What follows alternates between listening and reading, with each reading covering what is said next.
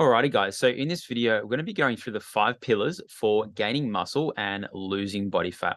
So if you're someone who has been regularly going to the gym, you're interested in diet, nutrition, and you're wanting to improve your muscle tone and reduce your body fat so you can look leaner, more aesthetic, and just look better in the mirror, then this video is definitely for you. We're going to be going through the 5 pillars, which we teach here at Elite Strength Melbourne, where we help get our clients the results with their training and with their nutrition.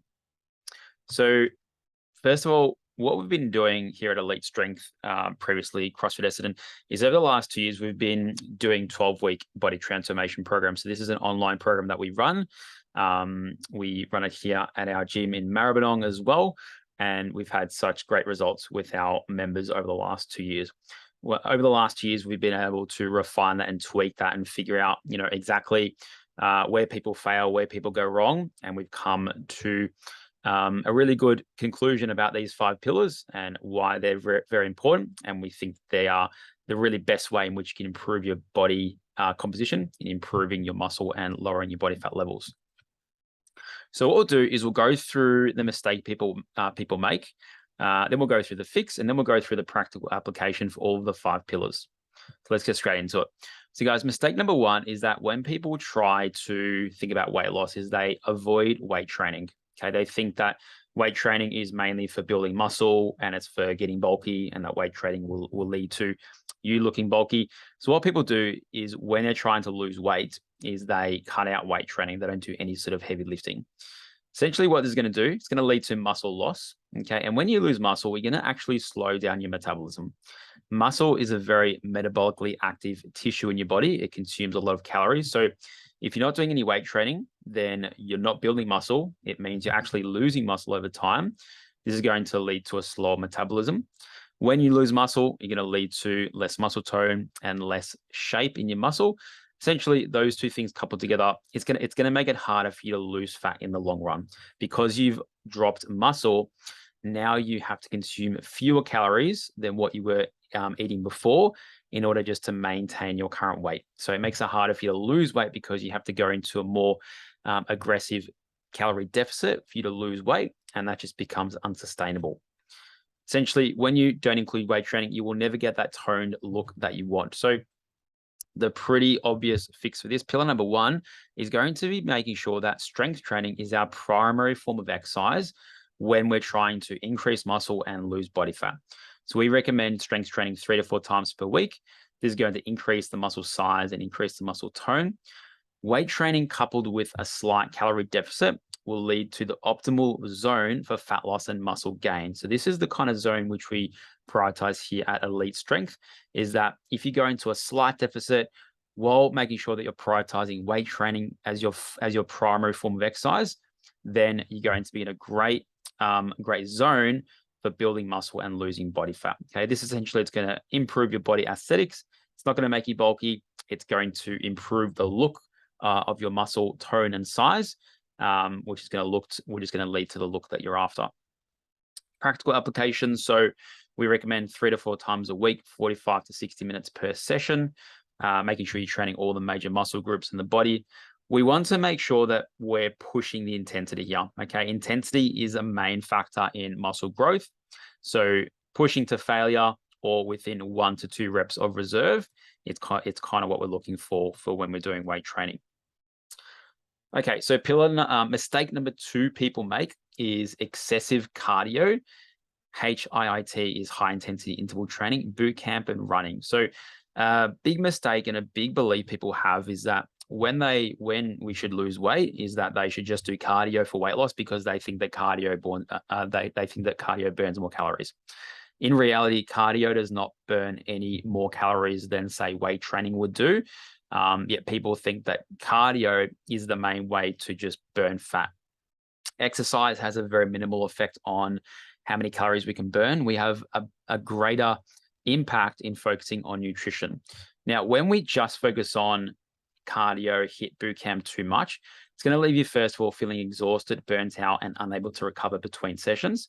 And it aids in muscle loss. Okay, so contrary to what people might think, But HIIT workouts, okay, incorporating some weight training with cardio, does actually not build muscle, and it does not burn any more fat than, say, weight training would do, or just regular cardio would do. Okay. So it's a bit of a misconception when people think that they need to be doing cardio for weight loss, because it's, first of all, not going to build any muscle.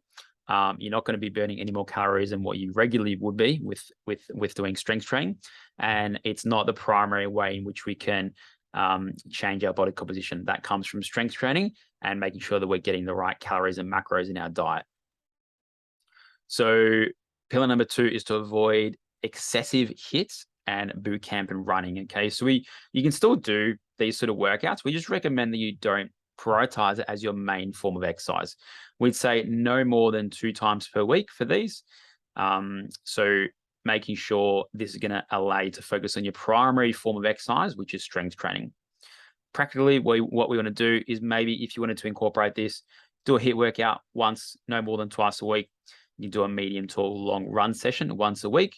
But the main point here is that we're prioritizing strength training and not cardio and HIIT as our main form of exercise.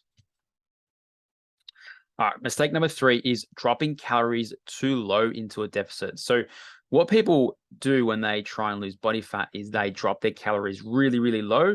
They eat as minimally as they can, because obviously this is going to lead to weight loss. But what this is going to do, it's going to lead to poor recovery and adaptation to exercise. Next, it's also going to lead to that you crashing and burning. Okay, if you're in a calorie deficit for even a week or 2, it can lead to binge eating, crashing, and non-compliance with your diet. So what we want to make sure we're doing is not going into a very aggressive deficit. We want something to be a bit more sustainable. When you drop your calories too low, it's going to lead to fat loss, but it's also going to lead to muscle loss, which, as we spoke about in the past, it's going to make it harder for you to lose body fat in the future. So pillar number 3 is to eat at a calorie maintenance or in a slight deficit. Calorie maintenance just means how many calories your body needs for you to maintain your current body weight. A slight deficit is going to help prioritize a bit more fat loss. When we eat in a calorie maintenance or in a slight deficit, coupling that with weight training and minimal cardio, we're in a great zone for building muscle and for losing body fat. Okay. Secondly, eating in a calorie maintenance is going to mean that you're going to be more sustainable with your diet. Okay, you're going to be able to maintain your diet for 8, 10, 12 weeks, as opposed to going into a massive deficit and then crashing and burning and binge eating after 2 to 3 weeks.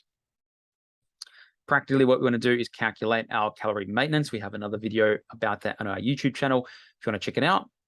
Or you can work in a slight deficit, 10 to 15% of a deficit. Mistake number 4 is not eating enough protein. Okay, when people come to us, they really don't have any idea about how much protein they should be eating. And what this is going to do, it's going to lead to muscle loss, lack of recovery between your sessions, and low muscle tone. It's also going to lead to poor satiety with meals and hunger. So that just means that without protein intake, you're going to feel more hungry when you're eating and between meals. Okay, so protein is very, very vital for building muscle and for muscle recovery. So when you're not prioritizing that, guess what? It's not going to lead to those muscle changing properties what we want, which is the whole goal of doing strength training. So practically, pillar 4 is making sure that we're getting enough protein in our diet. We want to aim for, there's a few calculations in this, and we have another video on our YouTube channel if you want to check it out. 1.2 to 1.6 grams per pound of lean body mass per day. Okay, this is going to be ensuring that you're getting enough protein for muscle growth and recovery, and it's going to help keep you full so you don't snack as much. Practically, there's a whole video on this, what we can go through, but essentially, if you have a higher percentage body fat, you're going to be selecting more along the 1.2 grams per pound of lean body mass per day. If you're a lower body fat, you can go a bit higher with your protein intake, 1.6 grams per pounds of lean body mass per day. All right, guys. So mistake number 5 is lack of recovery and excessive stress on the body. Okay, so we've all heard about the impact that too much stress can have on our bodies. And, if we're constantly exercising, constantly doing too much cardio and HIIT, it can lead to poor recovery between sessions. Essentially, you're not you're not doing the right type of exercise to get those changes in your body, in your muscle and in your fat. So these kind of things coupling together, it's going to lead to poor recovery. It's going to lead to a spike in your cortisol and stress levels, and can eventually lead to muscle loss, as we know cortisol and lack of sleep can do. So pillar number 5 is all about, getting gentle cardio in, getting our step count up, making sure that we're prioritizing sleep. So what we say to do is to aim for at least 10,000 steps per day. This is going to help you burn calories in a low impact way. And sleep is going to help promote muscle recovery and allows the body to resume exercise sooner, and so we can hit those weights a bit sooner. Practically, what we want to be doing is walking 2 to 3 times per day, getting a pedometer, aim for 10,000 steps. Having a nighttime routine is great. Switching off the phone, getting yourself ready for bed, getting in bed by 9 o'clock each night. It's going to help you reduce your stress and help you build muscle. So guys, hope you enjoyed this, this video. If you have any questions, please let me know. We are Elite Strength Melbourne. We have an intro program for new people coming into us, 28 days strong formation. We don't believe in excessive dieting or low calorie diets. This program is all about getting the right foundations so you can start to increase muscle and lose body fat in as little as 28 days. We've had great success with our previous members in this program. Essentially what it involves, it's going to be a 28-day program. You're going to get 2 to 3 private sessions with a coach to work on technique and the strategies for muscle building in the gym, unlimited group classes at our gym in Melbourne, weekly check-ins, one-to-one goals-oriented coaching and nutrition program as well. If you are interested, go to elitestrengthmelbourne.com.au. You can Google us. Otherwise, check us out on Instagram. If you have any questions, guys, please let me know, and hope you got a lot out of this talk, and I'll see you in the next video.